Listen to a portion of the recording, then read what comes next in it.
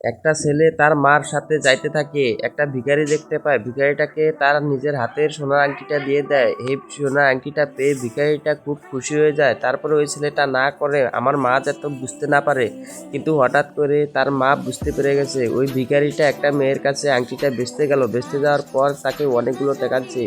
এ সাইডে আর মা বুঝতে পেরে গেছে যে সোনার আংটিটা বিক্রি করে দিল আমার ছেলে। ওই ভিখারিটাকে অনেকগুলো টাকা দেয়। তার মা দেখে ওইখানে এগিয়ে যায়, এগিয়ে যাওয়ার পর তার ছেলের হাত থেকে পয়সাগুলো নিয়ে তার মেয়েকে দিয়ে ওই মেয়েটাকে দিয়ে দেয়।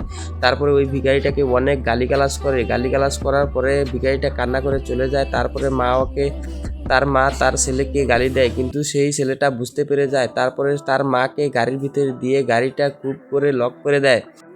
লক করে দেওয়ার পর ছেলেটা ওইখান থেকে চলে যায়। চলে যাওয়ার পরে সিদ্ধান্ত নেয় আমি চপ্পলটা বেচে দেব।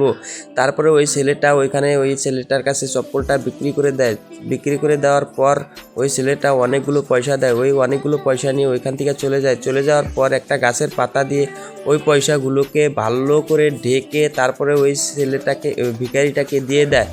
ভিখারিটাকে দেওয়ার পর ভিখারিটা দেখে অনেকগুলো খুশি হয়ে যায়। তারপরে ছেলেটা ওইখান থেকে চলে যায়। চলে যাওয়ার পর ওই ভিখারিটাকে পয়সাটাকে দেখে খুব খুশি হয়ে যায়। খুশি হওয়ার পরে ভগবানের কাছে প্রার্থনা করল।